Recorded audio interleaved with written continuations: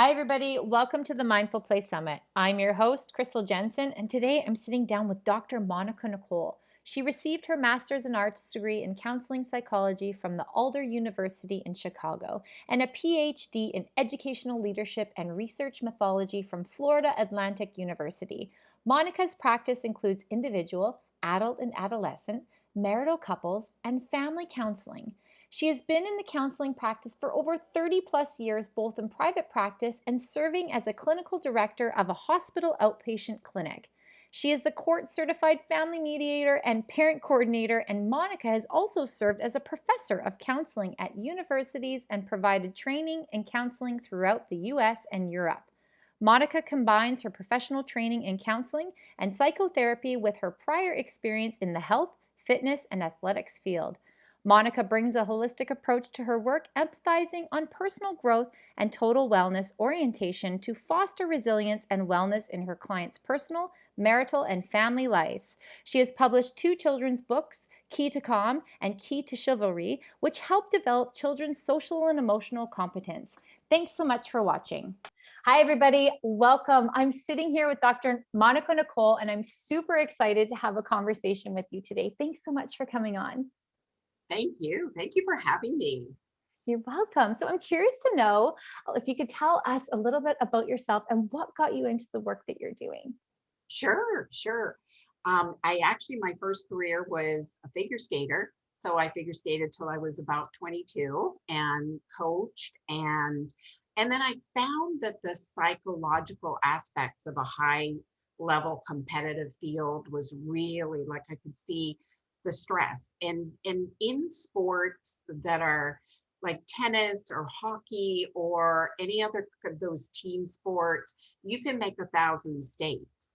In gymnastics and diving and figure skating, you're on a teeny little blade or you're on a big high dive or you're on on your feet, but you can't make any mistakes. Like it is a perfectionistic sport. It's this perfectionistic sport also with high standards, coaches that expect a lot, and also body image pieces that are a lot of pressure to keep that going. So I went there and then I went to a master's degree and did some counseling and then I did some continuous work for a while and then got my doctoral degree in leadership and methodology of doing research because I wanted to continue doing this research in people being able to mitigate their stress and being able to handle life on life's terms, so to speak, and the adversity in life and having some tools and resources to be able to do that. Well, thank you for wrapping that up and being able to share because I can hear there's a little bit of passion behind you. We've had a little conversation before we get started. Right. And understanding the importance of this work for especially the world we're living in right now. Yes, so much more stressful than maybe we could even have imagined. And here we are over a year in this, isolative kind of piece. And I look at the little ones. You were talking about having young children. Everybody's got a mask on. Everybody's kind of, isolated. Nobody can hug. Nobody can get together. And it's added to people just feeling like really stressed and isolated and alone. Yeah, Absolutely. it's been a rough time. I agree. Yeah, So we're yeah, talking about, how to bring in fairy tales as resilience and social emotional learning for parents and educators. So how can reading improve emotional literacy? sure. So I wrote two books, and I'll pull up. I'm going to screen share. Let me just make sure I can get this little piece going here. Um, Let me just look at. Can you see that? Okay, Crystal. I can see that, yes. Okay, perfect. And I wanted to do a view of the full screen, so I'll do that so it'll look a little bit better. So using fairy tales, having a connection with your children and reading, and if you aren't modeling the behavior that you're asking your children to participate in or move into and walk into and live and honor and have a word and deed that's connected, then you're going to be you're going to be confusing parent. And I understand for so many parents, there are mostly people working today. Most two families are working, or one, parent, single family, and so on. Everybody's working hard. So you give 11 hours of your best energy to your jobs and things that you're doing outside the home. And then everybody falls in, God bless the mornings, because those are, routines that we hope to get to. Then we fall into the house at the end of the day and we're exhausted. And those are the hours that we give to our families and each other. And people generally get into doing too much, complicated, unorganized, trying too hard. I think parents these days want so much and want to give their children everything they didn't have or everything they did have. And so we're trying too hard. We're not mindful. We're not, we're yelling, we're aggravated with each other. So let me take it to the evening when we're putting everybody to bed. And we're looking at how do we read to our children and what are we teaching when we read? And, if you look at Cinderella or Snow White, there's always different parables and different ideas that come from these fairy tales. And so Key to Calm and Key to Chivalry that I wrote are both about embodying, teaching social emotional and emotional literacy, having a toolbox of emotions that you can use in that idea of being able to read a fairy tale. Of one is Fairy Katie and the other is Knight Thomas, who is a scrawny little guy who decides that he wants to be a knight, and he looks at all the big knights and he compares himself, and he's on the learning curve, and he's struggling with his skinny little legs to ride a horse and wield a sword around, and how to be kind to oneself as you're learning, because we don't know anything or everything and never do. Um, so in both stories, it's about grit and resilience. And I put up here just resilience, the ability to look at adversity and stress, and ability then to be able to really bounce back to stability. And one of the biggest notions of the resilience piece is that no setback, failure, rejection, event, or person ever takes away from who you are as a person, that you always continue to love yourself and believe in yourself, and don't let any event define, diminish, or give you any bad feelings, especially with the tough kids in school these days. Um, and so we're looking at it as a social like vaccine, right? And Crystal, you were talking about going into the schools, and that we're able to have resources, emotional resources in the stories that we're reading, and that we're looking at how these stories then teach the children and the parents, because they need to be modeling all of this calm, cool, and collected business, and being organized and keeping it simple, and believing in their children no matter what their participation level is, and being encouragers. um Absolutely. yeah, yeah, I so love that yeah, resource. yeah, like that we're building toolboxes for children. When X happens, what are 5 things that you can draw upon that you can do? And little Knight Thomas and Fairy Katie, they get into that. They get into things that they can do to take care, and they take care of each other and they support each other. And if somebody's bullying in school, that you have people next to you that are standing up for you, that bystanders aren't letting this happen, and that we're really teaching how to love one another and support each other. Wow. at a time that the world needs that message. I'm so We need it. inspired. I'm inspired by your work. And what's coming to me right now is, spending the time with our children in the evening and allowing the Yes. storytelling to take place. There's a lot of processing that can happen throughout the day that Yeah. that little conversation piece builds that connection, builds that Yeah. love and compassion, and they're able to learn through storytelling, which Yes. is super, super powerful. And another Yes. thing that came to me was just a thought, you know, as parents with a full schedule, I try to remove the word busy and replace it with full, right? With parents or educators with full schedules. And, we're bringing our children here or we're bringing our children there.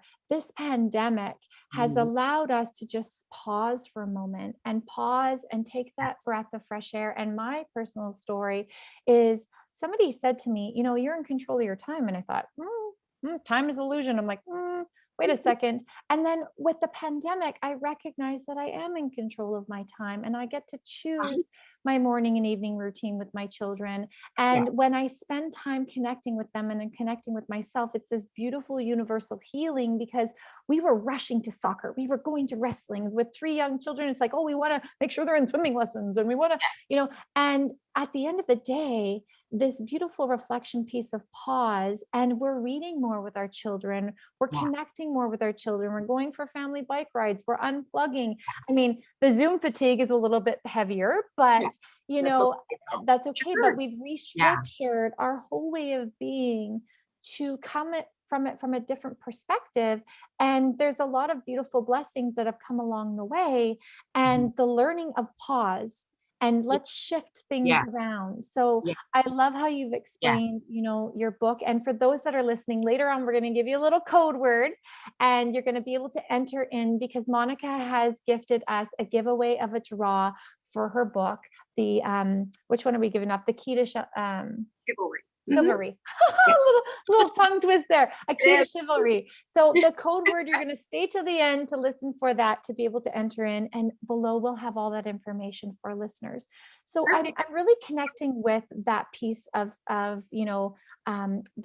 fairy tales. And what's interesting to me is my upbringing and what fairy tales and book reading had done for my imagination to come forward and to process my lessons and learnings as a young child and to be able to revisit those through your writings is something very special. So my question to you is, what is your definition of resilience? Sure. And I can go back to what I had up on the screen before. I mean, the main part is life presents us with all kinds of challenges. And we can't just be fair weather friends, right? To ourselves. We can't just like ourselves when things are going well. We have to like ourselves and like each other even when things are not flowing so well. So it is it's the ability to bounce back, Mhm. to like really continue to move forward in a positive, socially useful, productive, and moving forward in that contributive direction of life, like continuing on your pathway. You might feel bad for a minute, but then the work you're doing and the work that everyone's doing with mindfulness and coaching on calmness and meditation, and that you really end up reflecting in yourself and calming down and knowing that whatever's happening is temporary and that you'll move around it and set that tone back and ground yourself. And then, like I said before, not letting those events define you. Mhm. And sometimes a lot of, obviously, we're, talking about bouncing back to something. Well, a lot of kids in trauma don't have anything to bounce back to. And that's where schools and your practice and my practice can give people hope and a place where they can be internally motivated. And the other piece is having a safe space or a still quiet place that Amy Zalsberg talks about, a place in your home where you're comfortable, whether it's your bed or a yoga mat or some kind of cozy place where you can go and unplug and get grounded again back to your a heartbeat where it's calm and that you're not aroused and you're not upset. And, the kids may take time out and that parents take time out because if they're amped up or aroused and they're speaking in this amped up tone, it does nothing but create defensiveness and turmoil. So I think resilience is also response flexibility in being able to respond not just one way when you get upset, but have several different ways to say, um, hopefully, to teach, I love you and I care about you, and I'm not going to use my anger against you. And I'm going to, wait till I'm calm before we discuss anything. I love that. It reminds me of a prescription I was given once from one of my mentors. She says, "Listen, Crystal, it sounds like you just need a mummy timeout." She goes, "I don't care where you take it, in the bathroom, under the stairs, go find yourself a spot and Yes. take it." And that piece of advice for me has supported because I do have some sensory processing that I'm now recognizing in my 30s. And I'm like, oh, interesting. When everything is loud around me and I hear a pen ticking and certain things, okay. So now I just say, "Mommy Flooded. needs quiet." And I Yes. know where to go. And what's interesting is now I see the model behavior in my children when they need their own space and time. They'll either go get the noise canceling Beautiful. headphones or they come and Yeah. sit in my own mummy timeout space where it's now accepted because it's that personal Yes. boundary, but we've created a solution. And now that model behavior is expanding out into the children Beautiful. where screaming in a pillow, right? All of a sudden I see my son screaming in a pillow and I'm like, oh, he's processing something like that, something's releasing. Yes. And I don't always Yes. necessarily know or anticipate that he's going to do that. But when he Right. shows me something, I'm like, Right.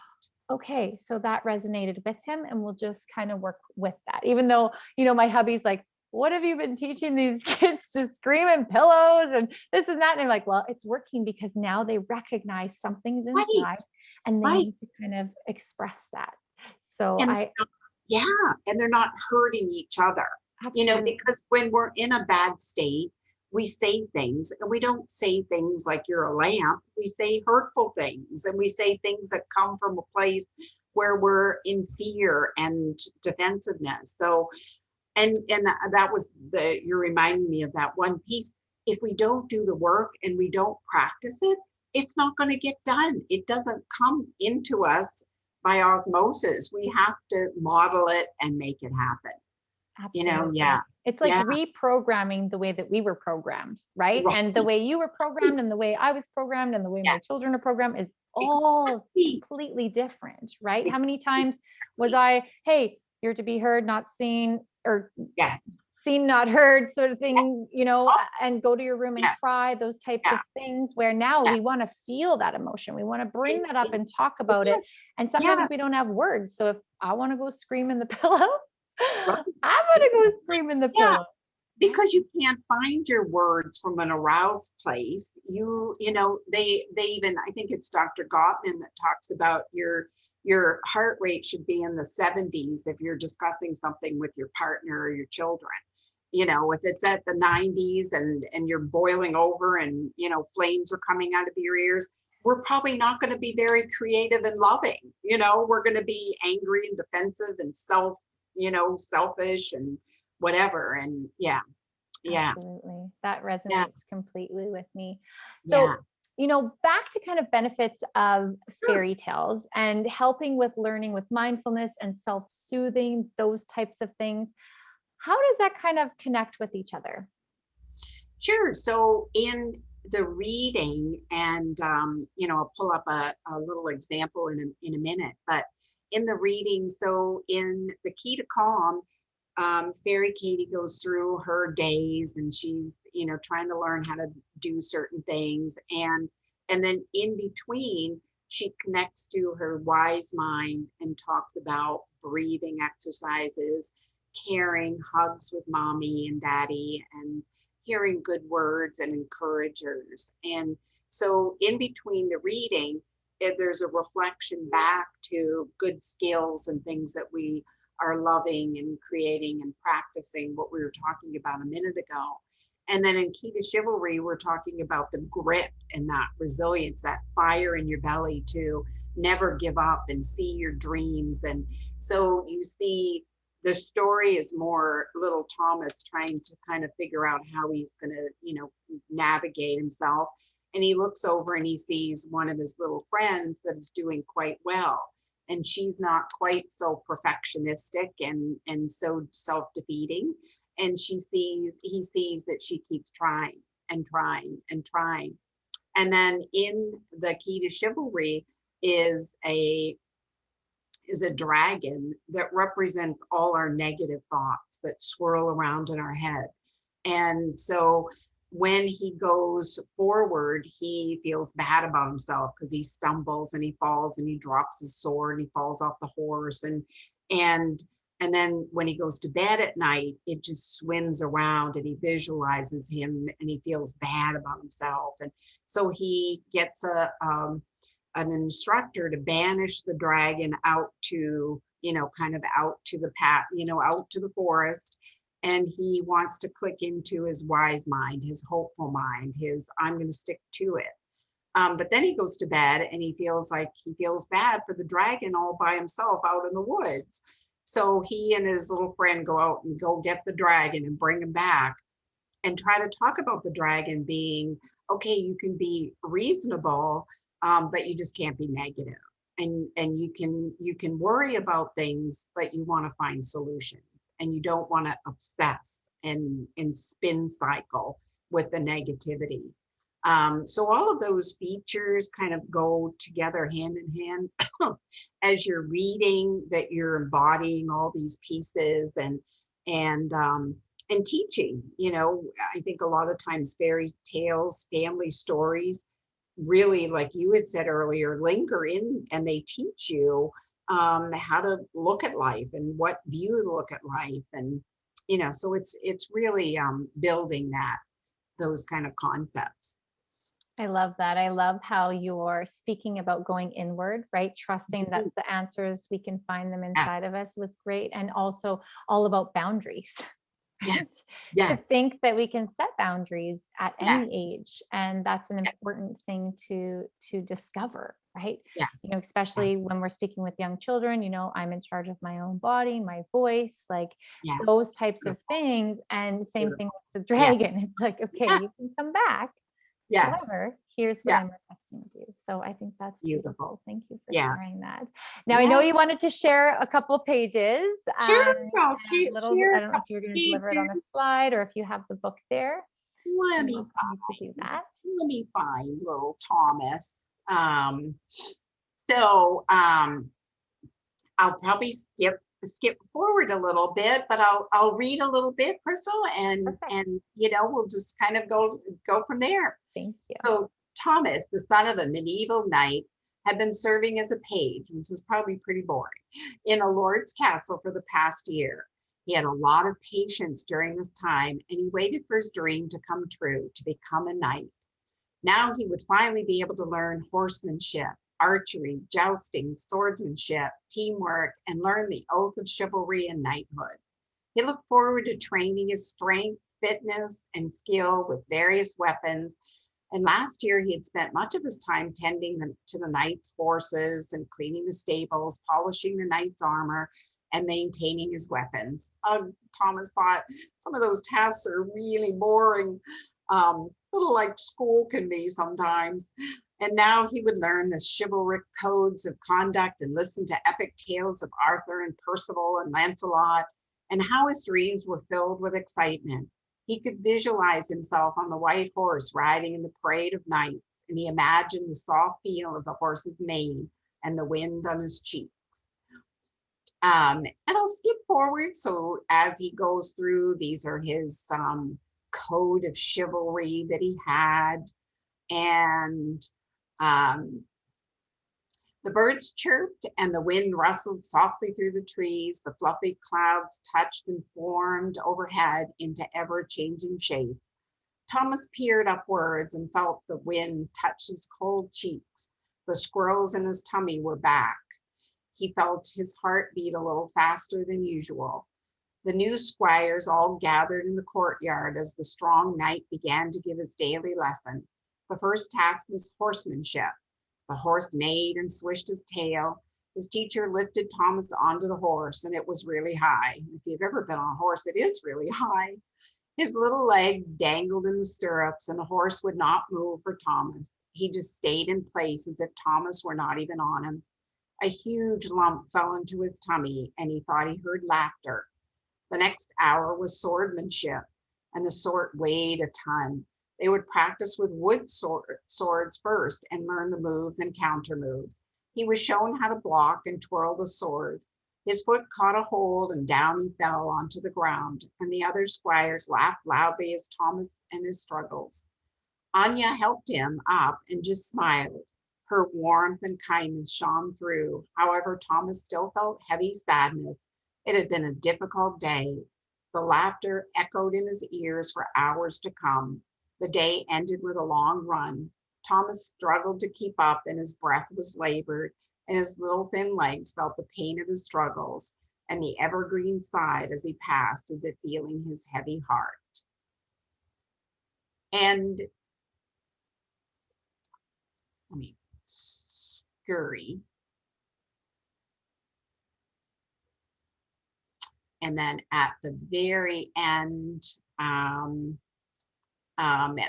many years before, Thomas, after months of training, a squire would go through a dubbing ceremony. Early in the ceremony was a small, open-handed pat in the neck, followed by a stern warning to conduct himself with courage and bravery, skill, and loyalty. For Thomas and his group of squires, the king would use their swords to knight them by tapping on their shoulders. They kneeled in the king's presence, and Thomas received his knighthood distinction and Valerian sword. Thomas stood with owl and dragon and his new sword gleaming in the sunshine. The evergreens proudly bowed in the breeze at Thomas. The kitten he has, Chow, purred loudly in the background, and violins played softly, touching his heart, and dreams can come true. So beautiful. Thank you. I just love storytelling. I'm like, oh, thank you. I'm like, when was the last time somebody read me a story? I know.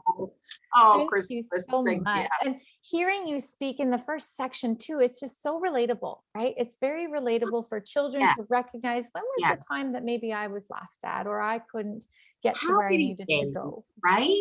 And to have those conversations, because that bullying piece that's happening is almost like it's socially accepted in our school system, and competitive nature.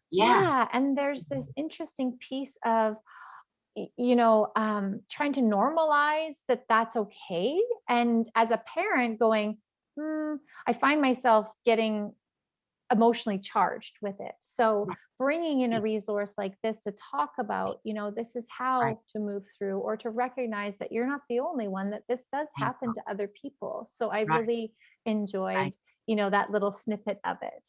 Now, if there was one thing to kind of wrap up in a bow to tell our listeners before we sum it up today, and I haven't forgotten, I'm going to give you guys the code word. So don't let me forget. What would that look like from your perspective? Just a little nugget for our listeners. Sure. I practice and model and self-care for parents. You can't give away something you don't possess. And if our well is empty, and I know my kids are grown now, but if you don't take care of yourself, and you're not exercising, you're keeping your life simple, or you're trying too many different things, and or you get up late and you're not, honoring yourself with a meditation in the morning or a nice morning routine, or honoring yourself anywhere, it's going to show, it's going to show, so it's practicing that meditation and mindfulness and calming practice, and being self-aware, like, how am I checking in with yourself all day? How am I doing? How am I doing today? Absolutely. And asking for what you need, making it happen. That's a big one. I'm going to write that one down. Asking for what you need, right? It's like, what do I need in this moment? Beautiful. Right? Like checking in. Right. Right. Thank you. So Oh, inspiring conversation. For our listeners, the code word is chivalry. I got that off my tongue that time. So when you post in, you'll see the email listed below on the speaker page. Dr. Monica Nicholl, it has been a pleasure speaking with you. Thank you so much for coming on and sharing your wisdom with us and your beautiful giveaway of your book draw. Thank you. oh, thank you, Crystal, and all the best in your career too. Thank Hope you we so meet much. again. Yes. Thank you. All Thanks right. everybody for watching. Thank you.